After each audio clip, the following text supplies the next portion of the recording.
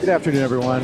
Welcome to Concordia University's fourth space, but also to Loyola Campus for today's, the last event of today, but part of sanitary, public, personal health, well-being, and justice. Sustainability across disciplines. Now, we've had a couple of events here yesterday as well. Today, of course, this event now happening over at Loyola Campus, 110. Our team is there to help live stream that at home via Zoom or via YouTube. But we would like to begin by acknowledging that Concordia University is located on unceded Indigenous land in the Dogging We respect continued connections with the past, the present, and the future, an ongoing relationship with Indigenous people.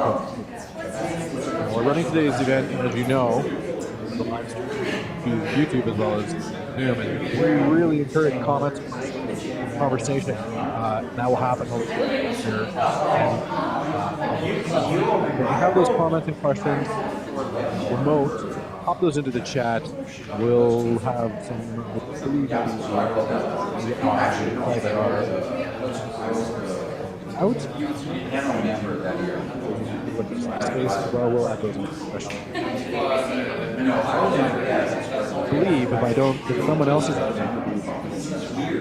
I will definitely quickly passing the mic over to Professor of Biology and Principal of the Loyola Center, Diversity and Sustainability, as well as the co-director of Loyola Sustainability Research Center, Dr. James Grant.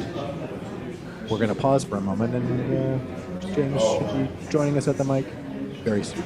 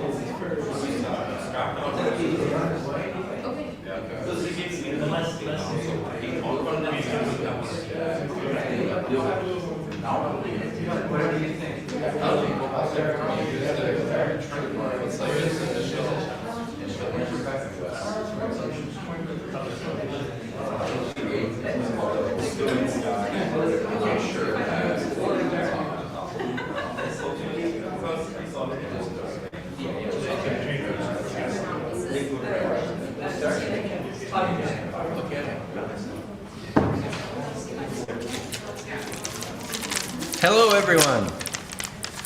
We're still waiting for a panelist, but hopefully he'll arrive mid-sentence. Welcome to our 9th annual Sustainability Across Disciplines conference. Isn't that amazing? Where's Rebecca? 9 years, Rebecca. And the theme this year is their planetary, public, and personal health, well-being, and justice. I'm Jim Grant. I'm from Loyola College for Diversity and Sustainability. So we host this conference as well as the Loyola Sustainability Research Center, and we partner with Fourth Space. Hello, Fourth Space. Is Doug there? I miss Doug. Doug is normally introducing us, but he's downtown today. In addition, this conference, our other partners are Future Earth, School of Health, and Department of Geography, Planning and Environment, who've been a long-term partner with us. So welcome to the conference. This is the last event of day 2 of our 5-day conference. So check out our schedule online if you already haven't. And before I introduce the final panel, that could be our final panelist. Great. I want to acknowledge that Concordia University is located in an unceded indigenous land, and we're gathering here today on Jijogay. So our final event, it's a really cool one, and I'm going to introduce, it's called Communicating Climate Research Policy and the Public.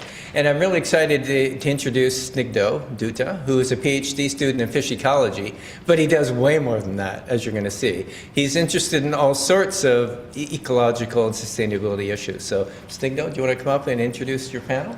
Yeah, sure. Thanks.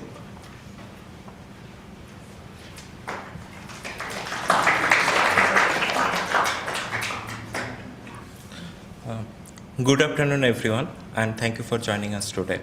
We are very happy to see such a diverse group of participants here for this roundtable on communicating climate research to public. The purpose of this session is to explore an important challenge in climate science: how knowledge moves from research into real-world decisions. Scientists produce a large amount of climate data and evidence, but translating that knowledge into forms that are useful for policymakers, practitioners, and communities is often difficult. That is why cross-sector dialogue is essential. Climate communications does not happen within a single field. It involves researchers, policymakers, practitioners, and the public, each of whom works with different priorities, timeframes, and constraints. Bringing these perspectives together helps us better understand where communications works well, where gaps exist, and how we can improve the connections between science and action. Today's session is designed to be interactive rather than a series of formal presentations.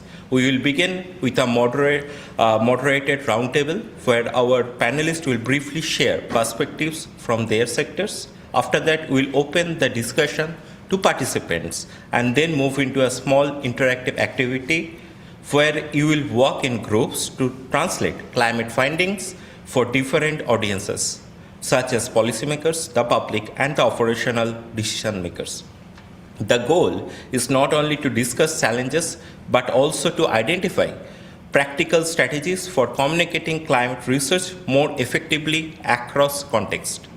With that, I would like to briefly introduce our panelists and begin the roundtable discussion. First, we are joined by Dr. Damon Matthews. He is a full professor in the Department of Geography, Planning and Environment at Concordia University. His research focuses on policy-relevant climate science, helping bridge the gap between climate research and real-world decision-making. He is also known for initiatives such as the Climate Clock, which uses digital visualizations to communicate the urgency of climate action. Professor Matthews is the scientific co-director of sustainability in the digital age and leads the NSERC CREATE program, Leaderships in Environmental and Digital Innovations for Sustainability, which trains graduate researchers working at the intersection of sustainability science and digital innovations. Next, we have Peter McQueen, the city councillor for the borough of Côte-des-Neiges-Notre-Dame-Grèce in Montreal. Throughout his career, he has been actively involved in advocating for social and environmental initiatives at the municipal level, bringing an important policy and governance perspectives to discussions around climate communications and actions.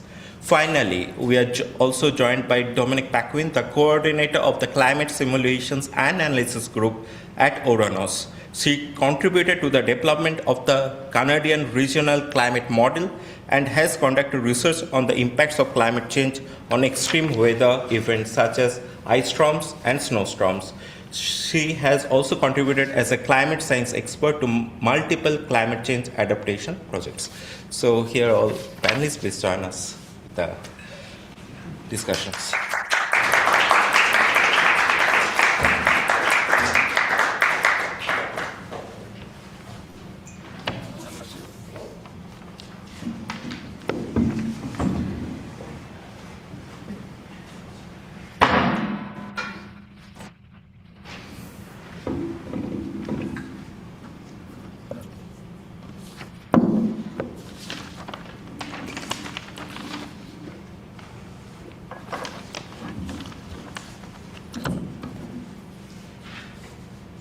To begin with the discussion, I would like to invite each of our panelists to briefly reflect on a guiding question. What does effective climate communications mean in your field, and what challenges do you encounter when translating climate science into real-world decisions? So I'll start by inviting from Dominic Beckman about applied climate modeling and adaptation. What? Yeah. Okay. So thank you very much. Thank you for having me here today. So I don't know if you know Uranus, but I'm going to just briefly explain what Uranus is, and then you can understand what are my challenges. So Uranus is a consortium on regional climatology and adaptation to climate change. Half of the people working at Uranus are climate scientists, and the other half are mostly people working coordinating adaptation projects, which are not done directly at Uranus, but which are done elsewhere in the consortium, either in the government or universities or other private and public sectors. So but personally, I'm a climate scientist, and we do produce climate data. Okay, we are operating the regional Canadian CRCM, Canadian Regional Climate Model, and so we produce a lot of data. And so we want to be sure that the data that we are producing can be useful to people. And this is really a high challenge, a great challenge, because, well, you may know or may not know climate scientists, but we are physicists at the base, and we want to understand the physical processes that are important in climate change. And we want to be sure that our data are correctly used, and we are obsessed with uncertainties and all those things that sometimes the stakeholders or the user do not really care about. Okay, and so what we are trying to do for many years, because we are connected directly with people who are doing adaptation projects, and we are taking their needs, and we are trying to be as, how can I say that? As rigorous, that's the word, okay. Rigorous as we can be into translating our data into something that people can understand and can directly use. But sometimes it's very difficult because, as I said, we are producing many data with a lot of uncertainties regarding different models, different emission scenario, and all those things. And we want to be sure that people will not use data in the wrong way. So often when we are doing projects in adaptation, there's people both from related climate science and people directly who are doing the projects. So it's a lot about conversation, and so we are struggling to provide information that is exact, rigorously exact, okay, but at the same time that is simplified, okay, yeah, okay, yeah, simplified, so that people won't have to care about the details that we do care about, but that they can use the data. So it's, but I'm at Uranus for 25 years now, and it's still an issue, and it's still a difficulty, because we are always, as I said, obsessed with details and rigorous way of doing science, but at the same time, people need information, and sometimes we have to push a little bit forward, and we have to put us in in danger, I would say. We say, okay, maybe we don't have exactly the answer. We don't know exactly what the people want, but we have to give them some tendency. Is it me? What am I doing? I don't know. Anyway. Not sure. Okay. And so we have to, even if we're not completely sure about everything, I'm not moving. Okay. So at least we can inform people. Okay, maybe you don't know the numbers, but we can tell you that the tendency, which way the climate change are going, and this is at least a useful information. So yeah, I don't know if you want more. Or, so.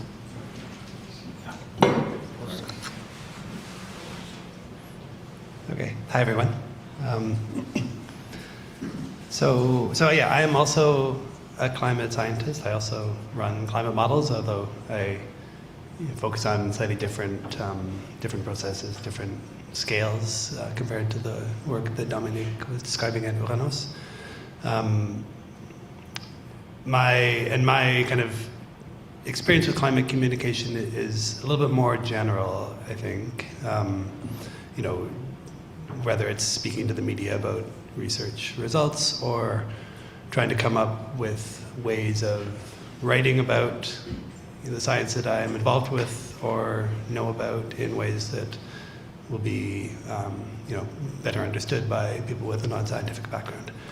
I think communicating climate information is it can be easy and rewarding. It can also be a complete minefield. Climate is one of those fields where there's so much misinformation and also so many explicit bad actors who are looking for reasons to discredit climate science and so it's a very sometimes very difficult and frustrating type of science to try to communicate because it can be twisted and used for nefarious purposes and does all the time. And I've had examples of my own research results being twisted and misused in that way as well. But so in this context of kind of climate misinformation, that also requires a particular communication strategy. And I think there are ways to communicate with people who maybe don't understand but want to understand the science of climate change. Often the conversations are not actually about the science at all, but more about the implications of climate change for society. And so often the strategy for communicating with, and combating misinformation is not to try to clarify the science, but to, agree on the implications and how to go forward with that. Although increasingly the kind of misinformation campaigns are now shifting towards the solutions of climate change as well, and then to try to discredit not so much the science, but the policy mechanisms that we know should be, useful in moving away from fossil fuels, for example. And so that opens up a whole other set of communication strategies around clarifying what, technological or social solutions can be effective responses to climate change. And I think that is where the communication challenge is moving right now. I also, think a lot about uncertainty, and this is something that is very important from a scientific perspective, and I'm a bit torn as to whether or not uncertainty is important in a communication strategy. In some cases, I think there are some audiences that are very interested in the uncertainty, whether it's for adaptation risk and infrastructure strategies, for example. That is an instance where uncertainties are important. There are other cases where uncertainty tends to just cloud what is certain in the science and can be used to discredit or claim that there's so much uncertainty that there's no reason to actually do anything. That is a very common misinformation strategy. Another kind of reflection, I guess I would give is, another kind of thing that I kind of think about a lot in deciding how to communicate something is to what extent it's good to emphasize kind of hope or agency versus urgency, which is actually very close to despair in some ways. And so, yeah, mentioned the climate clock that I was involved in creating, and it is a very kind of, the goal of that visualization was to, show urgency. It was literally a clock that's ticking down to an event that's 3 or 4 years away now. The arrival of the 1.5 degree global temperature level. And so it does communicate urgency, but if that urgency just leads to paralysis or despair, it's not actually a very useful contribution to the climate communication effort. And this is again where kind of misinformation and bad actors are really important, because they, they'll use anything to try to promote inaction, including, urgency, or the idea that maybe it's too late, and we just have to accept that climate change is happening and there's nothing we can do about it. Therefore, why would we bother trying to transform the world economy to get off fossil fuels? Because it's too late. We just need to, deal with it. I mean, that's another kind of misinformation strategy that's very coherent. I don't know, do we take questions now, or do you want me to keep going? I'm happy to field a question. Just a comment. I mean, Greta Thunberg said there's no hope unless there's action. Yeah. It's pretty simple. Yeah, no, okay, so yeah, I agree. I mean, I think one of the key rationales to communicate climate science is to kind of spur action. I mean, I think that is the fundamental motivation. And whether that action comes from kind of hope for the future, or some form of despair or fear, or feeling that there's some urgent problem that needs to be addressed, like if the end point of that is action, then the communication has been successful. But those same emotions and feelings can get used by bad actors to promote inaction, and that happens all the time. And so that's it's a very difficult line to walk sometimes. I guess the only other thing I would say initially, well, maybe I'll leave that for later. I have some other thoughts, but I'll pass it on for now. Thank you very much. Well, I'm going to talk about something very concrete, hopefully actionable, with the climate scientists at the table here with me, and local. So I'm sure that Diane and Roger and other of you who are from NDG, know NDG well, will know exactly what I'm talking about. So the Terrebonne bike path, which ends just 100 meters over there. So when I said local, I meant local.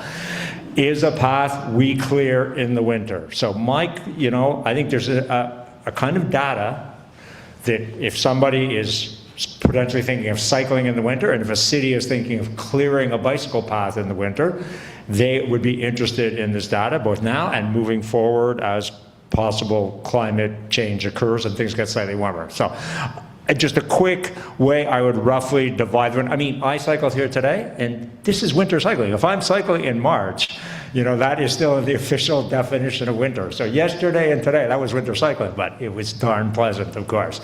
The point I'm making is, in those 5 months from November to March, I would maybe do a triage of saying days where anybody could cycle, like yesterday and today, road is completely dry, it's pleasant. Days where, with a little attention and care and so forth, generally a plowed bicycle path will be dry and clear, because perhaps it'll be either above zero, or maybe it'll be after there had been a precipitation, but there'd been a stretch above zero, and now the road, although it's colder, the road is dry. That kind of situation. And then, of course, there's some periods where you could almost not cycle at all. So if you all remember, last February, we had 2 storms in a row, 40 centimeters and 30 centimeters. And in those situations, I mean, it was almost like the city couldn't keep the path open.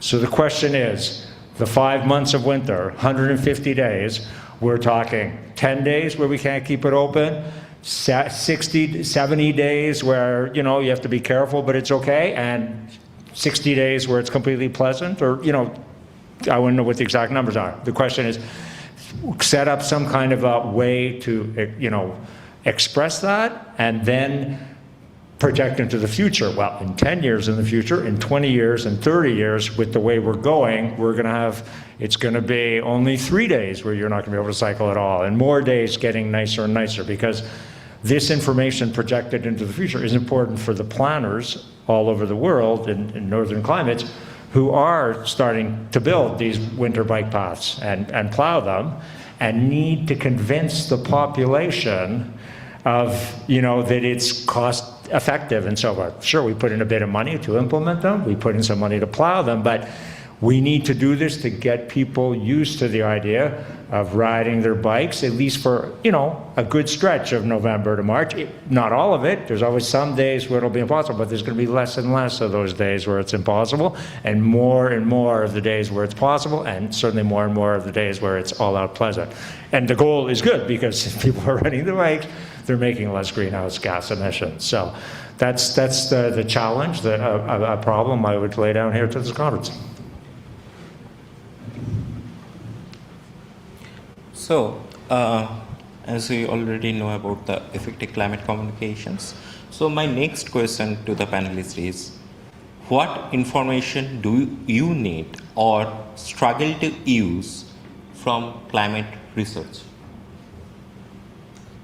Well, I do provide the information, so I don't really need the information for climate research. But what I need is what the users need.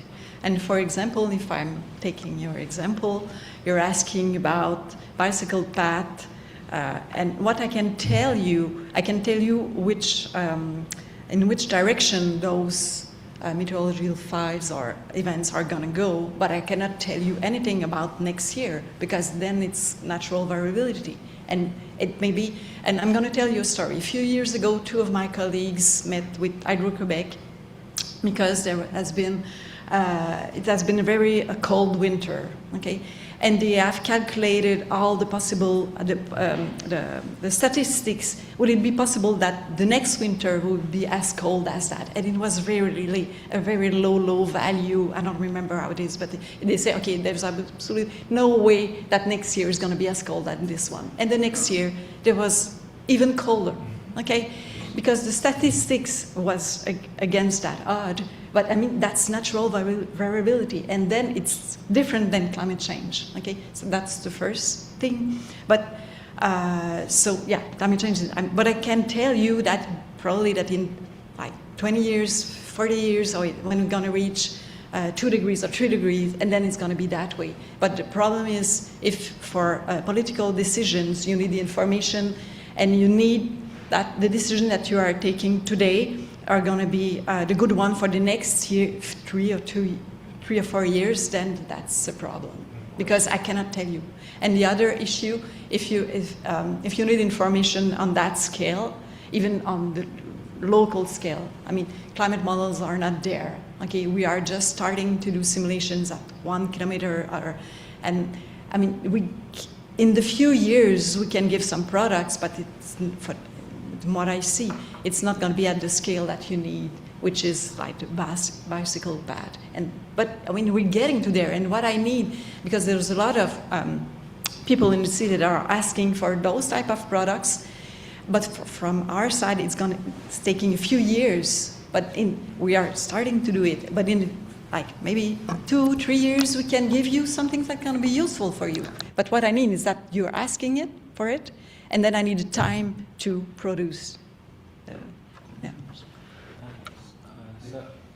Just a comment to all the panelists.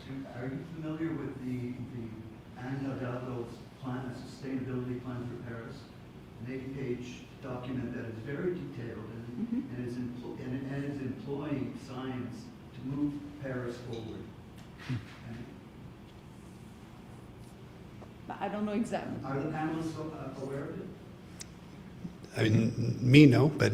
I mean, not in detail, but I certainly know who Anne Hidalgo is and what she's doing for Paris, so I can imagine. And she's got ongoing statistics of every year, what that means in terms of their meeting their climate projections of where they should be in 5 years from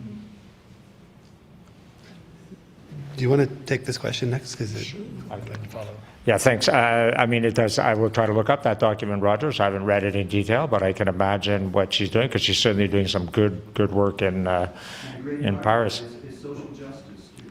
Of course.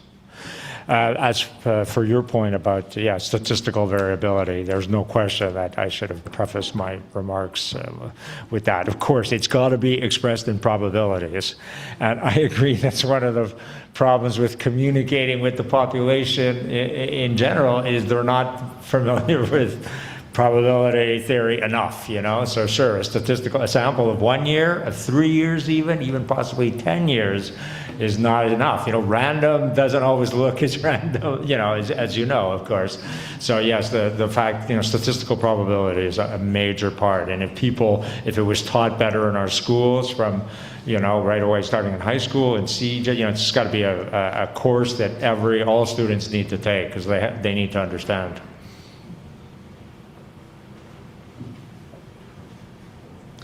We could move to the next question because I also don't have I'm not a user of climate data so much as a provider.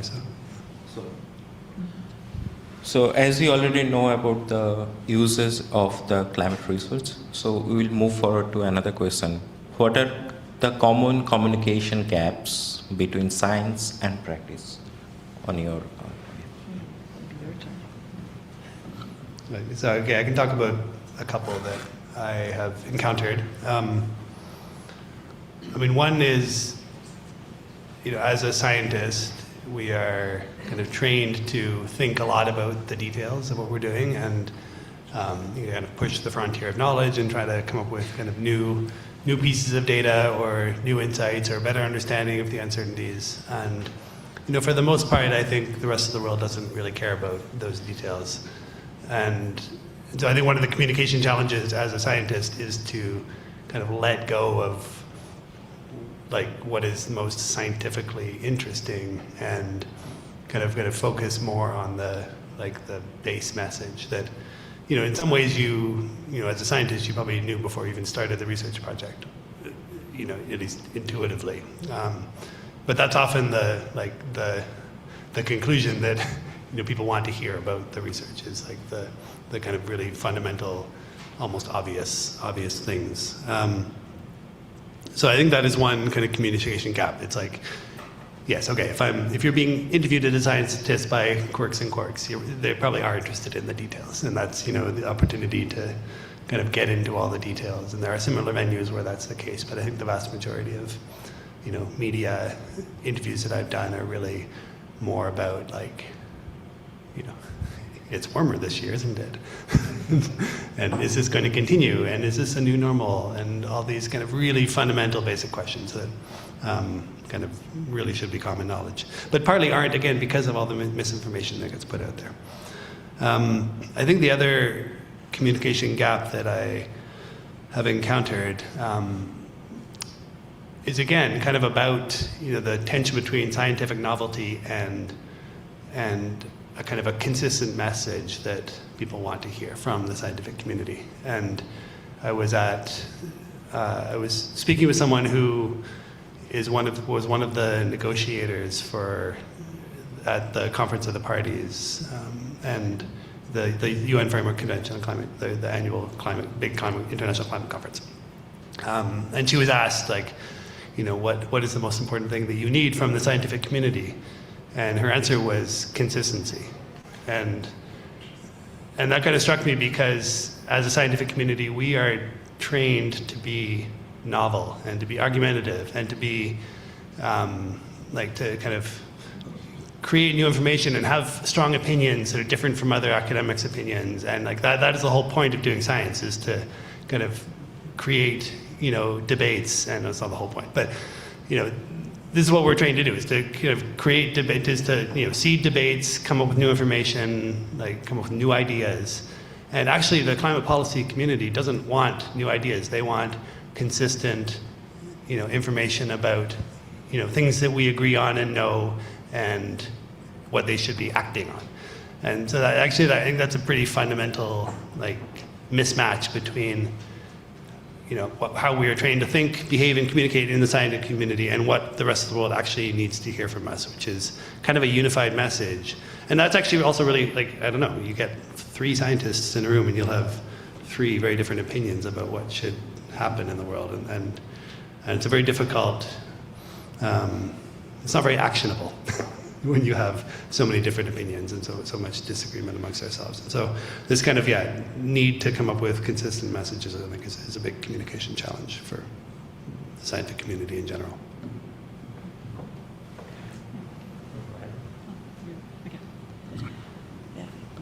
The thing I want to say is that one thing that is not needed, we have, how can I say that? Okay, a few years ago, climate scientists thought that the knowledge deficit model was the reason why people were not acting, so that people need more information so they could act, okay? And I'm being climate change for many years, and we realize that that's not the reason why people are not acting. I cannot say why they're not acting, but I know it's not because they need more information. Because there's a lot of information, there's many IPCC reports who say more or less the same thing with more certainty over the years, okay? Because we know since few decades what's gonna happen. It's just, with each IPCC report we say, okay, it may happen, okay, now it's gonna happen, now it's happening, now it's gonna be, we're just more certain, and now it's just obvious, and now, okay, we're absolutely certain that it's happening, okay? But it's the same numbers, it's the same physical reasons, of course, and people are not acting. So I don't know why, but it's not because they need more knowledge. But we, of course, we must produce more information, because for adaptation purposes, for attenuation, mitigation, thank you. Okay, for mitigation, we need more climate information, but it's not the main reason why people are not acting.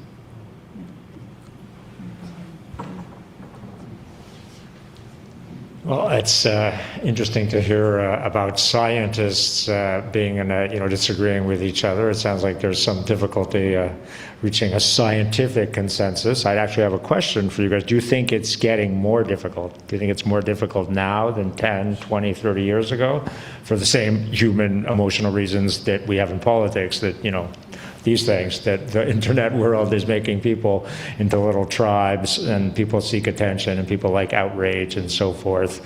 Because certainly in politics, I mean, obviously we are having more and more difficulty having any sort of political consensus for those reasons. And, people are always, as we call it in politics, floating trial balloons, hypothetical policy ideas, that can go in all directions, even, and so forth. So, yeah, I think that's a problem in our communicational structure of the internet, that we are, the idea of a political consensus, just social consensus, is getting more and more difficult. So is the same thing true of a scientific consensus?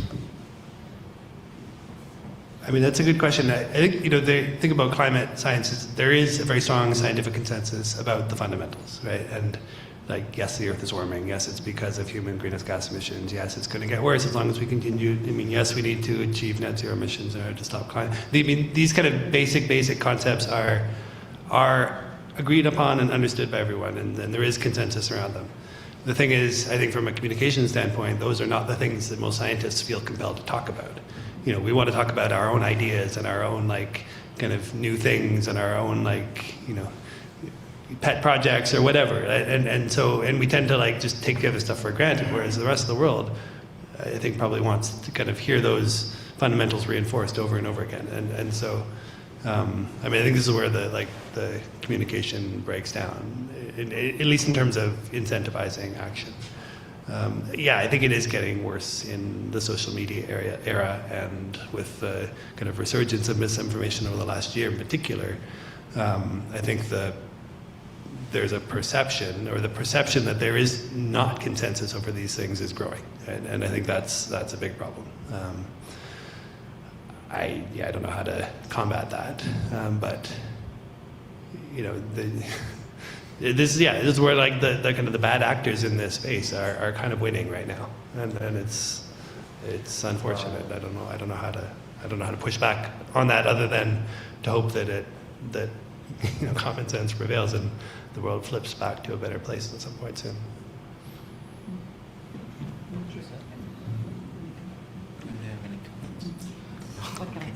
Yeah, maybe one thing is that I totally agree with Damon that there is a strong consensus between scientists, but we may disagree on some details, but this is what science is. We always focus on the things we don't understand and the things we're not sure or completely 100% sure about. But we totally agree on, and when I say we, I mean all climate scientists over the world. Yeah. Thank you to our speakers for those insightful perspectives. At this point, we would like to open the floor for discussion. We invite participants to share questions, reflections, or experiences related to climate communications in their own fields. Please feel free to raise your hand and we'll bring the microphone to you.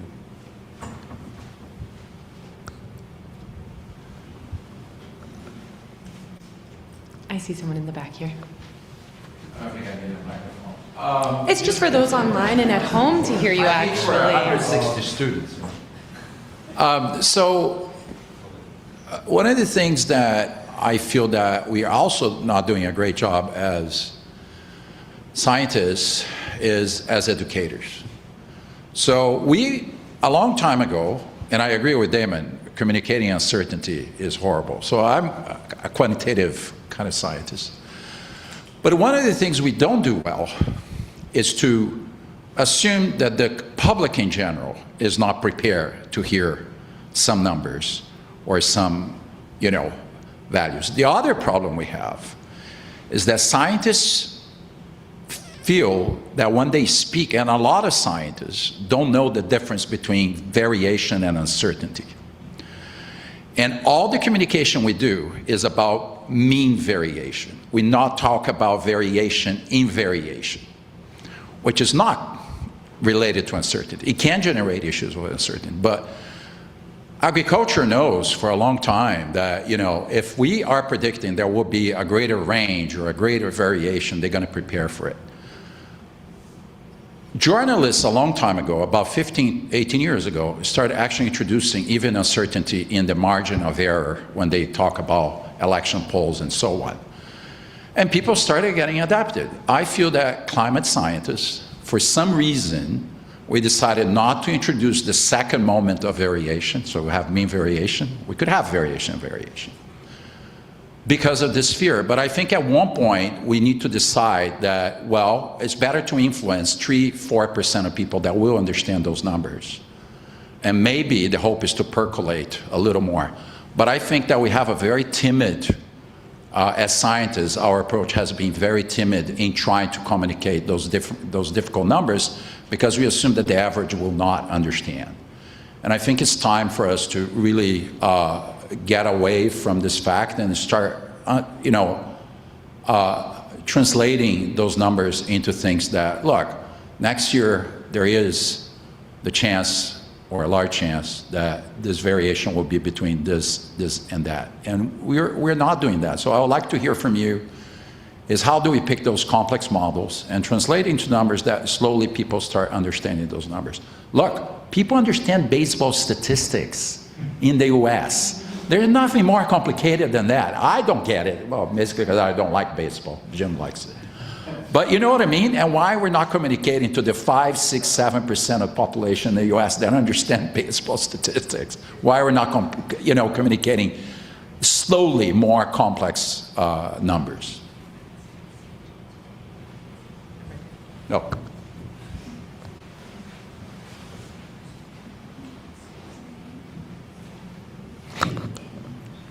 Hey, just on the baseball topic, I did hear about a very interesting study that looked at how warmer air temperatures would affect, trajectory of balls and frequency of home runs. And this is exactly that community of people who are obsessed about baseball statistics who are driving that particular research project, I think.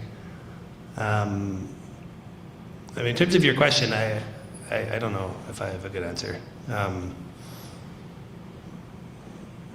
I guess I would say even the word uncertainty refers to different things in different scientific communities as well. And you're distinguishing between variation and uncertainty in a way that doesn't totally jive with my my own like understanding. Like, you know, you talk about intra-annual variability, but that is also sometimes characterized as an uncertainty, like in climate science, and because it's something that's not predictable, you know, in the same way that a long-term trend is.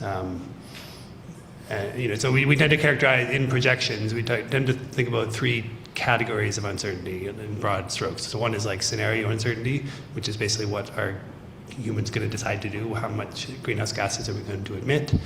Another is kind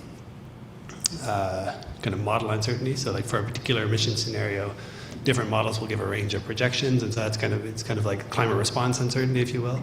And then the third one is like internal variability, which is kind of year-to-year random fluctuations that produce kind of unpredictable variations on short timescales. But that's also characterized as an uncertainty, you know, different from the other three. So, but I mean, I think that the challenge is communicating, like, amongst all these things that are uncertain, like, what are the things that are certain? Because there are many of them. Like, and we can characterize the climate response based on certainties as well as based on uncertainties. And I think, I feel like that's often a more effective way to communicate what is known.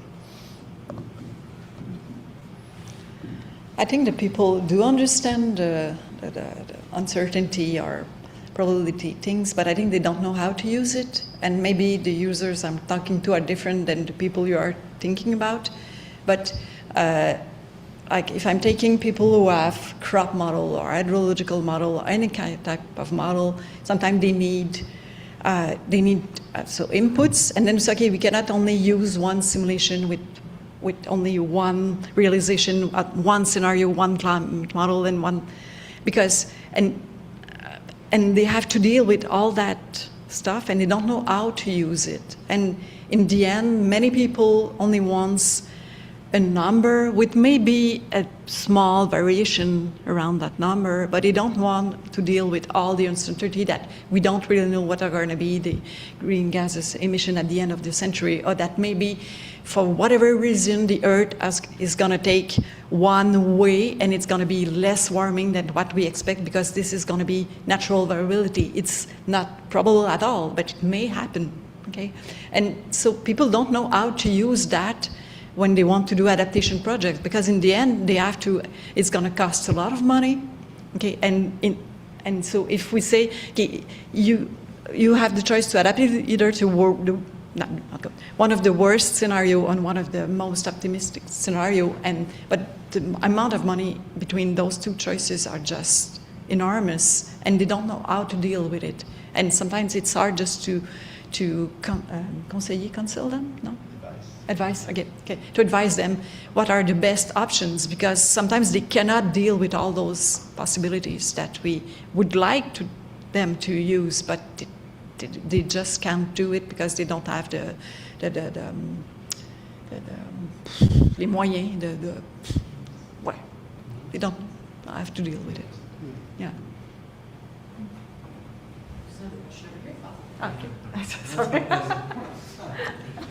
I saw a question in the back here. I'll get to you next. Thank you. I'm Bob Titler, Professor Emeritus of History. I guess I have a historical perspective. I can remember a time when cars did not have seatbelts. I'm that old. I've never been this old before, and I've survived it. And there was tremendous resistance when statistics were brought forth by the scientific community of the day, which is about the 1950s, to show that driving without a seatbelt it was extremely hazardous. And so people became convinced of this, and legislation followed, and people now wear seatbelts. And if they're caught not to wear seatbelts, they get fined if they're seen by a policeman. It seems to me the nub of the problem is not with the climate scientists. You folks have really done your job and are doing your job, and you are Cassandras in the wilderness. And it's not with the policymakers, because you people have done your job as well. And to bring it down to the concrete of the borough of NDG, it's not Peter's fault, because the Borough Council of NDG has passed legislation banning the use of gas-powered leaf blowers, They have, along with other boroughs in the city, there are people in the audience who had something to do with that legislation. We also have legislation about running your engine for more than 3 minutes in your car, which is illegal. And I think Peter and his colleagues, at least in the previous administration, have been very good about that. If you have a screech owl in trouble on your block, you phone Peter. He deals with it. I speak from experience. There it is. You email Peter. And I think that's the nub of the issue, because we've gone from this expertise to that, and then there is a gap because we haven't had the kind of public government-sponsored campaign to enforce the kind of legislation that progressive local councils are willing to pass and have passed. And I think we need, I think the problem here is communication. There are always going to be the bad actors, and goodness knows we've no lack of them now. But at some point, they need to be confronted by a public awareness and recognition that they are bad actors, and the stuff they're peddling is bad stuff. Thank you. What do I do here?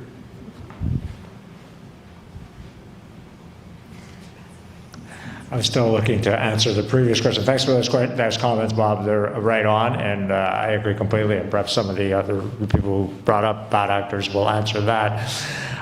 Sorry, I was looking at my phone before, but it's the emergency instructions that the borough is preparing for tomorrow if we get the ice storm.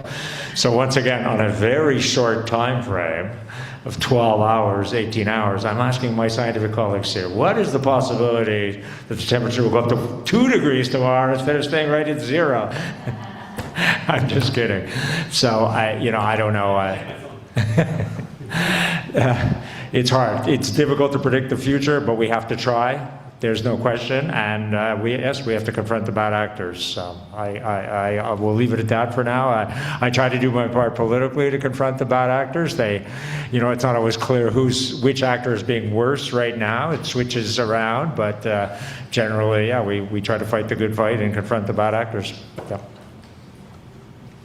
I mean, it's also not always clear if they're really bad or just misinformed. I mean, those are kind of two. Yes, okay. So some of them are bad. I agree, but not everyone is bad.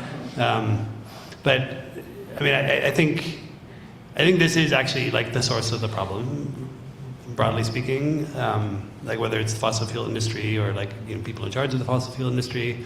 I mean, when you look at the government response to COVID, radical, unprecedented action, and they could do it because like 95% of the population was in favor of radical, unprecedented action. Right now, we probably have, 30-40% of the population in favor of radical, unprecedented climate response action, and that's not nearly enough. And the reason we don't have 95% is because there's 30% of the population that still don't believe that climate change is real. And that is because of misinformation campaigns that have been led by the fossil fuel industry. And then we have another 30-40% who are kind of on the fence because they hear all this stuff coming from different sides. And so they're not willing to commit, right, to radical unprecedented action. And so we actually have a very small percentage of the population who's really strongly in favor of radical unprecedented action, which is what is needed. And governments therefore don't have the political authority to do it. And I think that it all kind of fundamentally comes down to this rotten core of misinformation that gets propagated throughout society.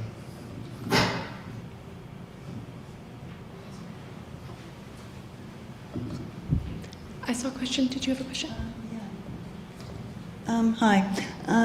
What sort of intrigues me is the communication between the science world, all the different stages of it, and the politicians.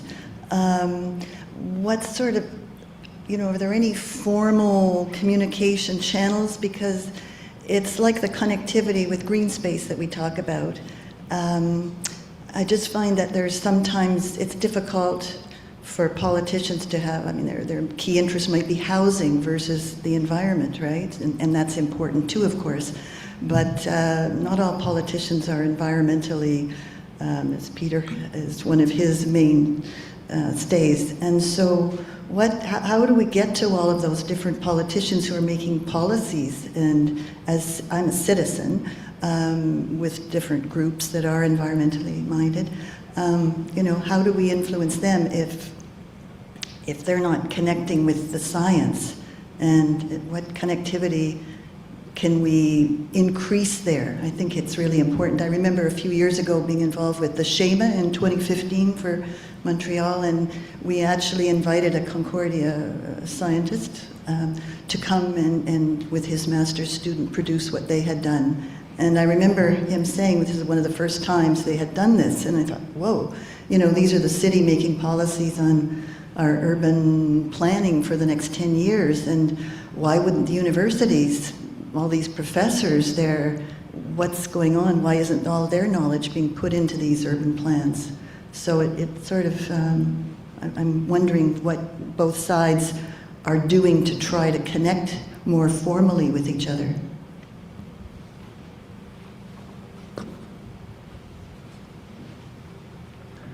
It's a good question, Diane. I mean, I guess that takes us back to Plato. I mean, the philosopher king, do we need the scientist king? I mean, more practically, do we reserve the franchise to people who've got a university degree? I mean, these are just hypothetical things. I'm not making, I hope nobody's recording me and saying I said this publicly. It's just a hypothetical question. How do we? We don't. I mean, fortunately, in our political party, President Marl, we do have aides who have somewhat of a scientific background. I don't know all the details on that, but it's true. Politicians are not always talking to. They're not always listening. To scientists. Sometimes they're not even talking to scientists. So I agree. What do you guys suggest? One thing I want to say is that maybe there's no formal way to talk with politicians, but there's a lot of ways to talk to the government, and this is different, okay? But if I'm taking Uranus as an example, we started in 2001, and we survived. There was the Parti Québécois at the beginning, then the Liberal Party, now this is the CAQ for many years, and with all those different parties, which are not extremes, either extremes, but there's always been a lot of communication and exchange with the government. Okay, so the people who are doing the projects, who are doing the studies, who are often taking the decisions, but not the political decisions. So this is very effective for many years, and this hasn't changed whatever the government in place was. Okay, but this is different than talking with the politicians, because we depends on if they are willing to talk to us or not. There's a lot of, with Damon, we did a few things in the past with other scientists trying to connect with people, and our Director General at Uranus is often doing really representativeness of that we need to adapt to climate change and all that stuff, but it's really depending on the will of the politicians. That's different than from the government, or whatever, or the party at the power is always happening.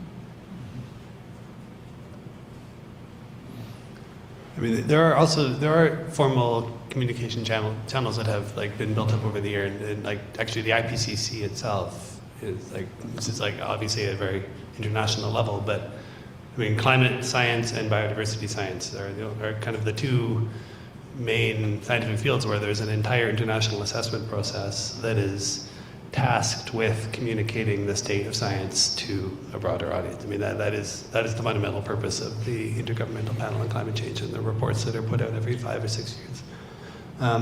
So I mean, there's a ton of information, and the reports themselves are thousands of pages, but then there's executive summaries, and so these are some of the channels that have been developed over the years to try to kind of deal with this issue.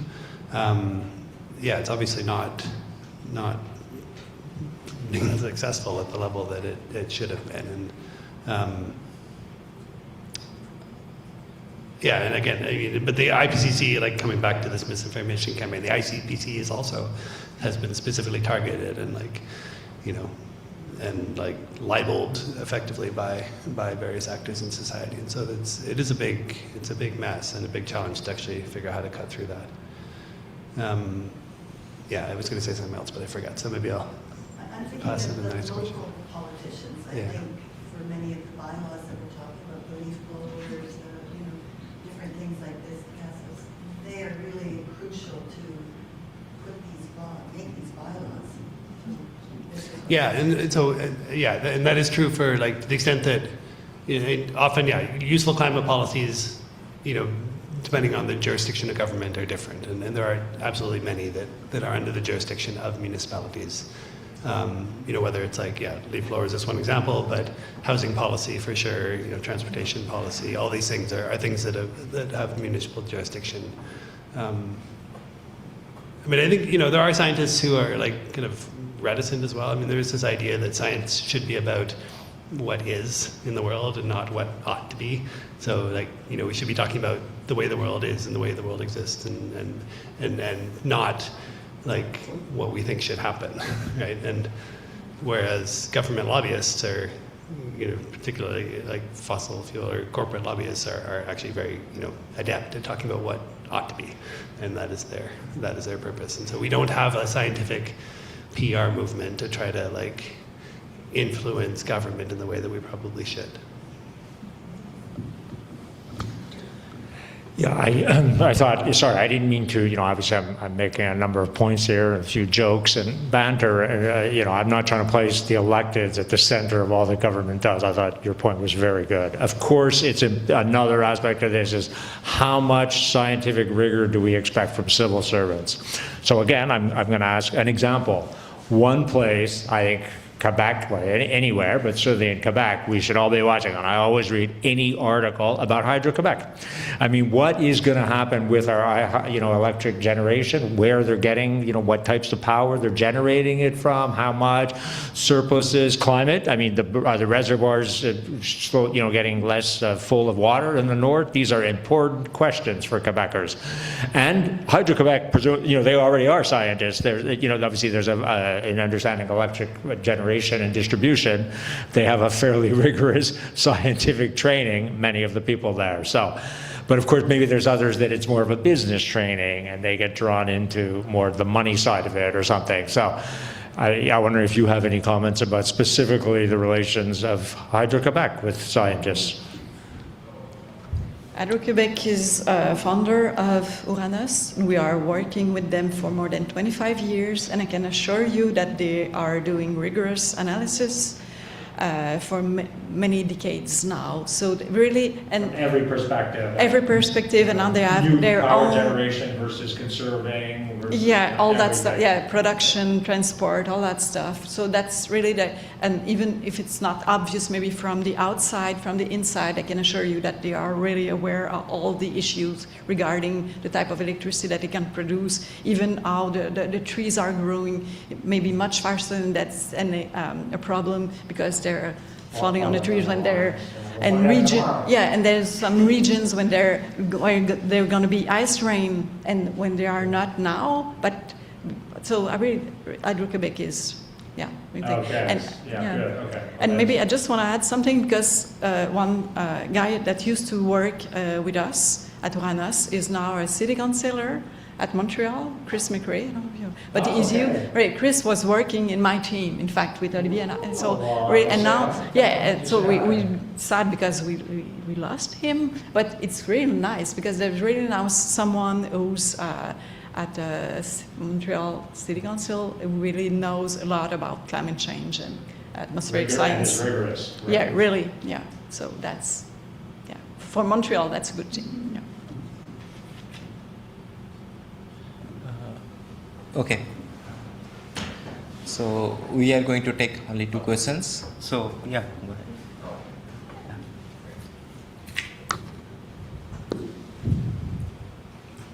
Thanks. So, as Pedro was saying, Canadians are not stupid. We're one of the best informed populations in the world, and yet it seems like you can't get elected as a prime minister in this country with a carbon tax now. And so it seems like there's a major fail in policy. That was a good tax. It didn't apply in Quebec. What are your reflections on that as politicians and scientists about how depressed were you? And not that Carney canceled it, but he felt like he had to cancel it to stay in power. It's kind of so sad, but anyhow.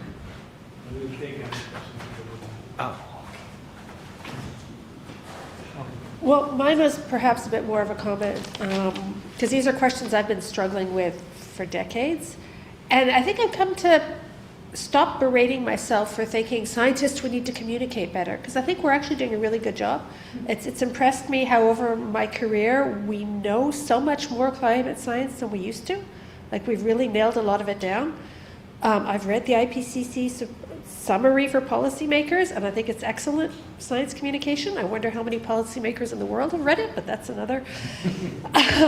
You look more locally, NSERC CREATE has got tools for municipalities and to how to integrate biodiversity in their decision making. So a lot of this communication is happening. It's unfortunately not happening in universities. It's happening by, say, NSERC CREATE, who has hired somebody who's got a PhD in science and who's doing that communication in a separate way from a university. But I think one of the reasons the message is not, the main reason this is not getting through is that blocking and the disinformation and the misinformation and the fact that those numbers are not clearly, other numbers are being put clearly in your face and these ones are not. So for instance, the stock market, people think they understand it, or at least they, those numbers feel real to them and part of the world, and they're seeing those numbers regularly. They're not seeing the climate numbers. So I guess there is the question of how do we get around this blocking and stop thinking, it's just that we're not doing a good job, because we are. But I'd love to hear the answer to your question. So, just a follow-up comment to Emma's comment is that we're lacking a 24-hour service of media information on Earth science. We need a Fox News for the Earth that is ongoing all the time. And we don't have that, and what we're up against is Rupert Murdoch. He's worked at this for 25 years of misinformation, and he's really got the public media by the throat.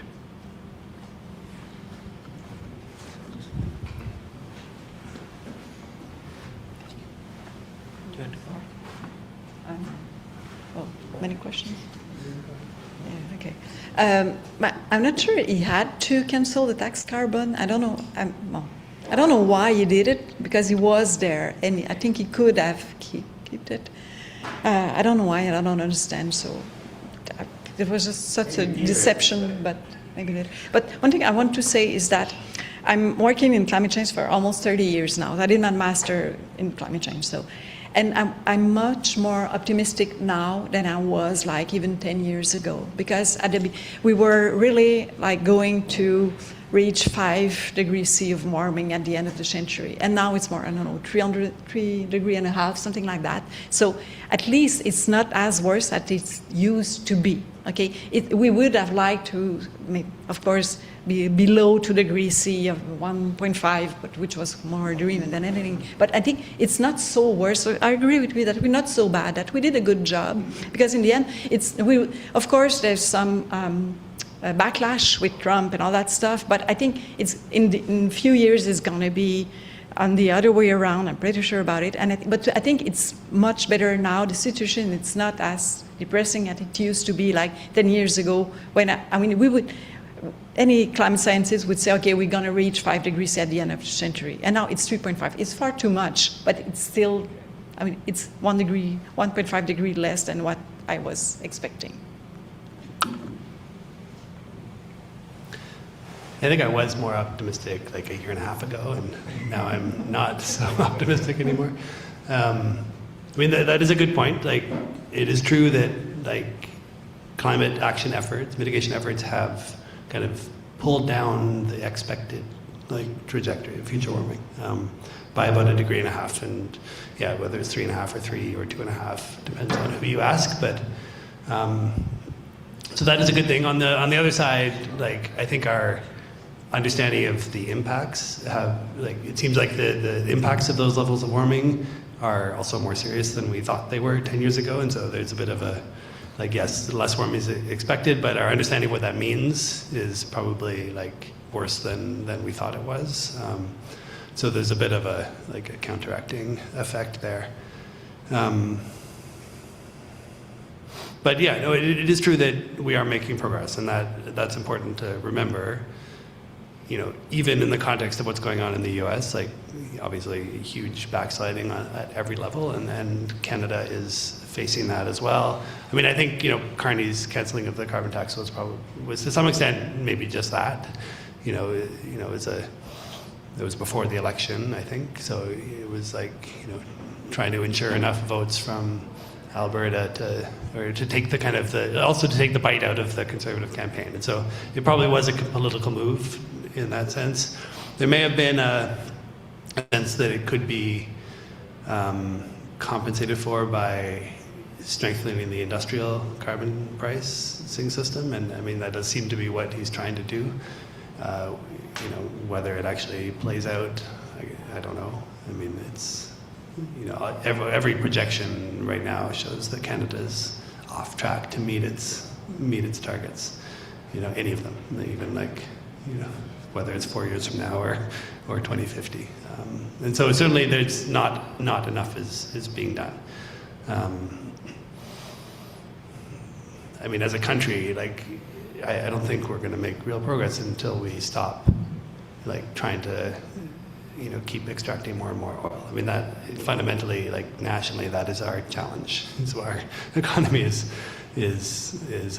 fueled by fossil fuels right now, and until we can kind of figure out a different way of generating revenue in the economy, we're not going to make the kind of dramatic progress that is needed.